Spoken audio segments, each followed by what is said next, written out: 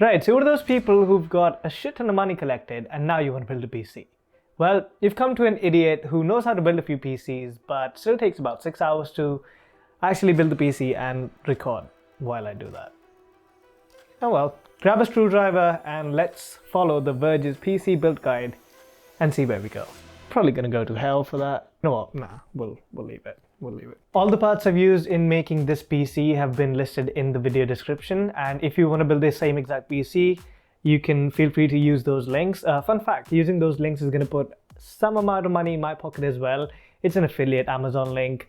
It's not going to charge anything extra to you, but I just get a tiny little commission for driving you to Amazon using my links. So, you know, if you feel like being generous and you want to buy these parts, please visit the links in the description down below.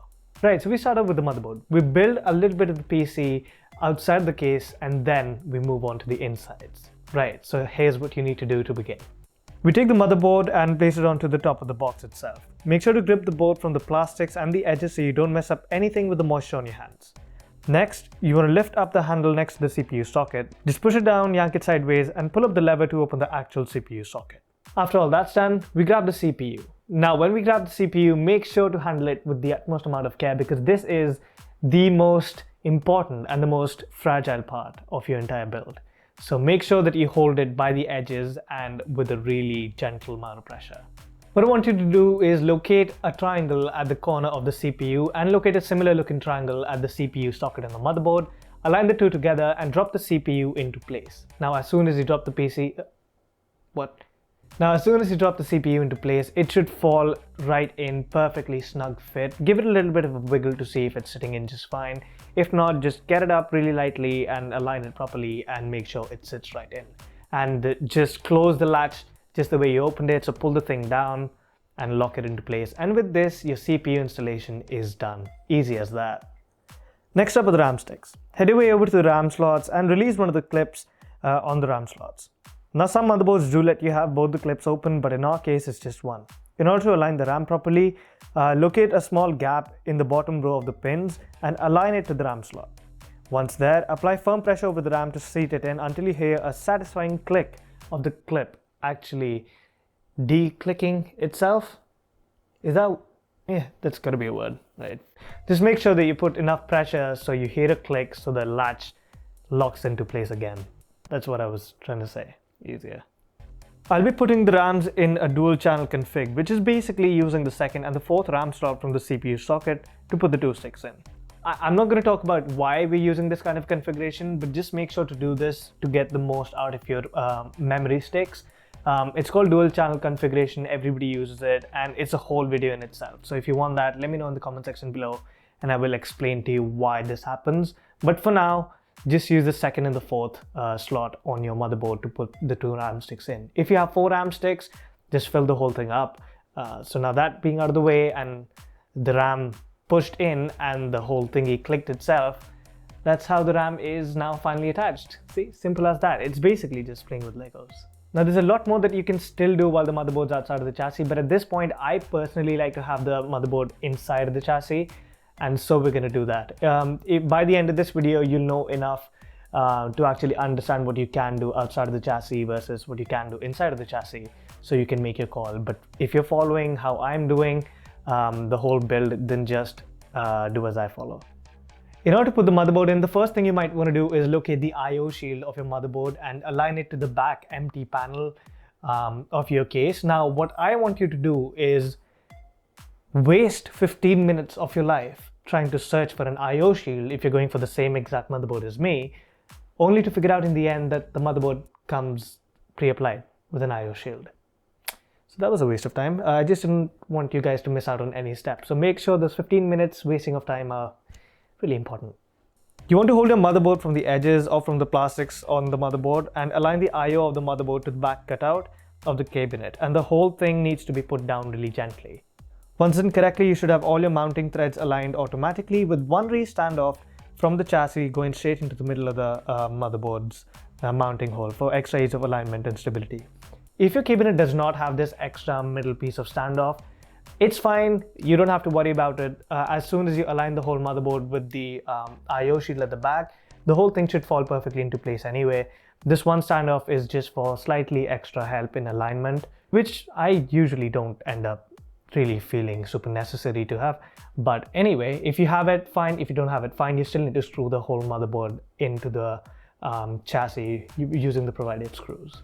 Once this is done, locate the small screws that were provided with the motherboard to screw the motherboard into place. You should have 8 to 9 screws that go into the motherboard alignment, depending on the pre-existing raised standoff for your ATX motherboard in the chassis.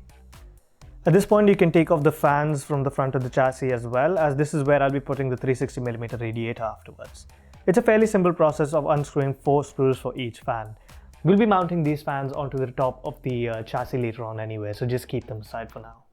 Right, so now your motherboard is in place and all set to be decked out. What I did next was get the NVMe SSD and put that in. If you end up using the same motherboard as the one I'm using here, then the NVMe drives are a little difficult to find because you'll have to unscrew these stylish plastic bits off your motherboard and then reveal the NVMe M2 slot. Once you find that, use the included standoff to screw that at the last mounting hole for your NVMe SSD. Then place your SSD in at a slight angle, push it in until you hear a snug fit, and then press it down and use the other screw to screw it into place. And now just put the covers back on and your SSD installation is complete. Your next step should be to connect the front I/O to the motherboard, which will be the most annoying part of this build. Before the cable management, that is.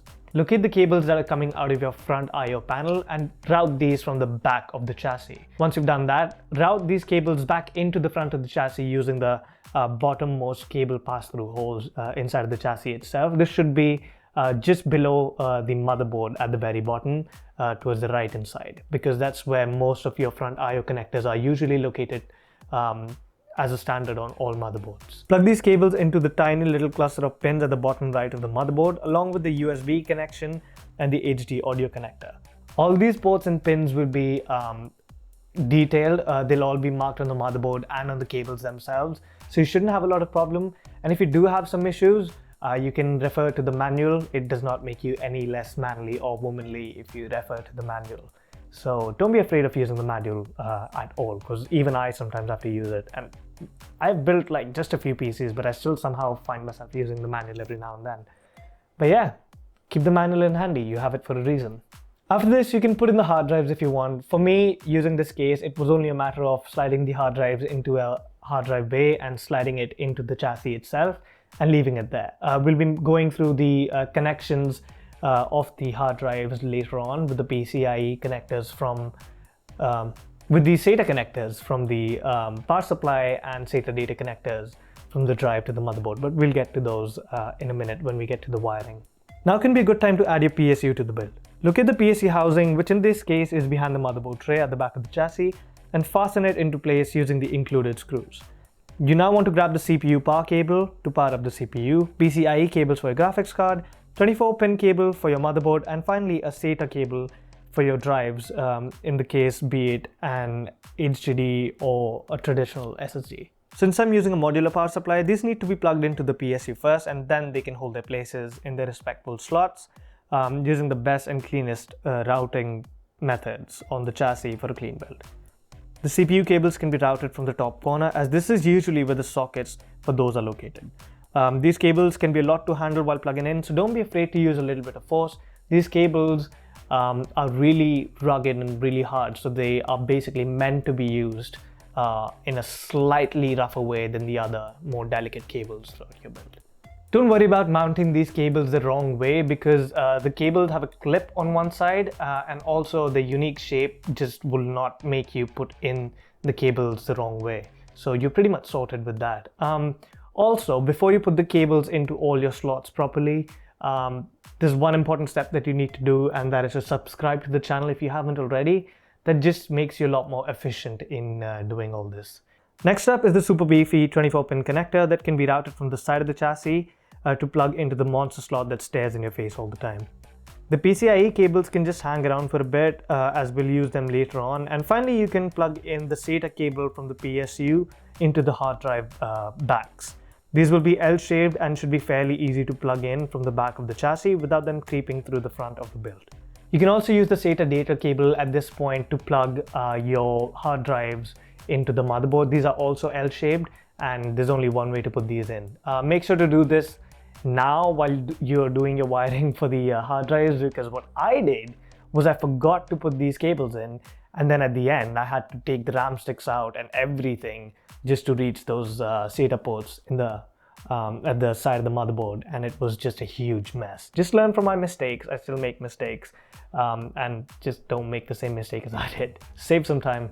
Now when you have all this done, you might want to get prepared for the AIO installation. This is actually quite fun and also a little bit time consuming and a little bit frustrating as well, but you should be fine.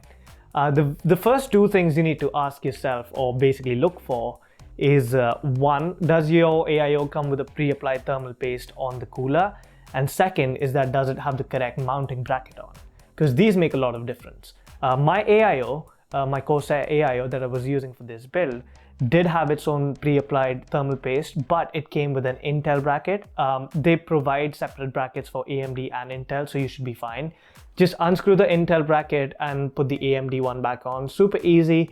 But just make sure that the brackets are actually placed in a way that it makes contact with the CPU and not the way I did initially. I mounted the bracket the other way and it basically made no contact with the CPU until I realized that I have it the other way, which was kind of stupid. But you know, you learn from your mistakes and you learn from my mistakes now. So just make sure to refer to the manual, because I thought that my ego was going to get really hurt if I don't refer to the manual, and I'm pretty new to the AMD side of things as well. So yeah, I had to pay for it a little bit, but you know, you can always refer to the manual beforehand. Just keep your build safe. Don't mess around. Right, so this could be a little frustrating for the first time AMD AIO users. In order to mount this pump, you'll have to align both the sides of the bracket onto the mount on the motherboard and then screw them both in evenly so you don't mess up. I myself ended up needing a few tries and even a little bit of help from my mates to get this thing down properly. Anyway, after the pump is seated and in place, plug it into the CPU fan header next to the motherboard to power it up.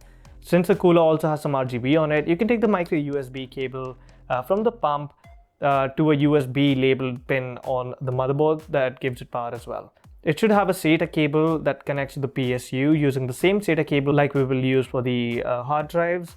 And the 3 separate cables coming out from the pump will need to be connected into the fans coming from the radiator, which we will get to in a second. The next thing to go in is the radiator. My first thought was to mount the fans onto the radiator and then put it on the front area inside of the chassis alongside my GPU, but then I ended up running into a few problems. Traditionally, you're supposed to mount the fans onto the cooler and then put the cooler inside of your chassis and then have a fun time. Well, it wasn't a fun time for me, to say the least. You see, after mounting the whole thing inside, I first ran into this problem where when the tubes from the pump were actually going towards the top of the case at the front, I realized that I could not mount the fans on top of the chassis from the inside, and I wanted to keep them on the inside.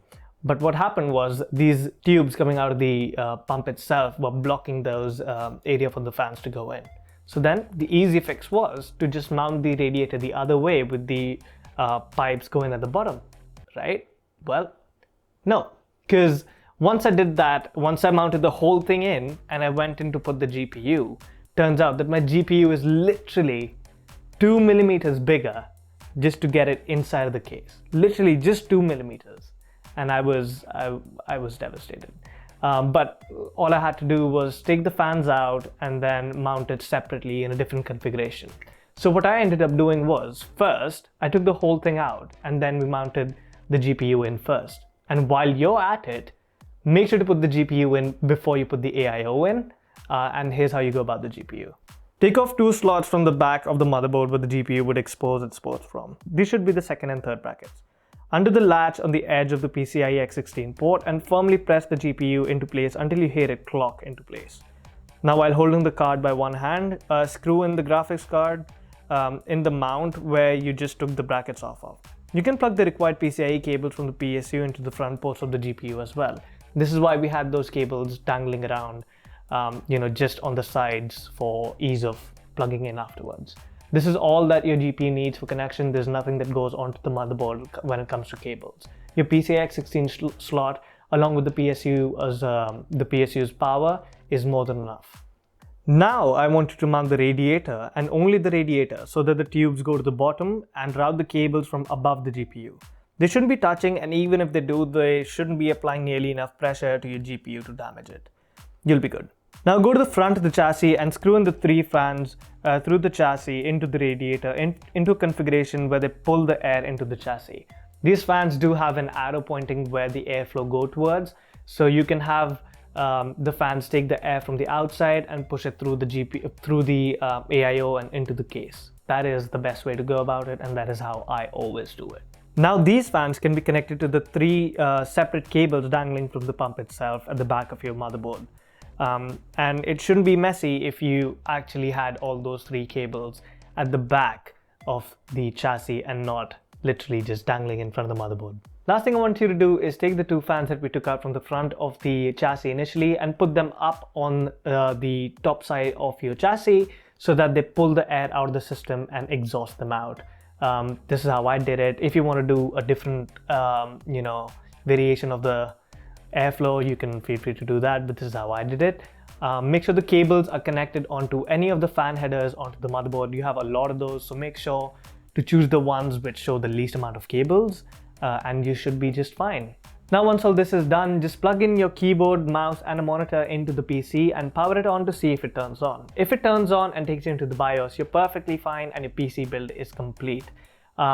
Just make sure that if it does not turn on, reseat your front IO connectors and just check for missing components, because what happened to me was that I took the RAM sticks out to put the SATA data cable into the motherboard and I forgot to put it in, and the PC just never booted until I realized that I had to put the RAM back in, because I'm an idiot. Don't be like me. Well, now with this, your whole PC build is complete. So guys, if your PC is now working, or if this guide was helpful in any sort of way, then please make sure to hit that like button and also subscribe to the channel.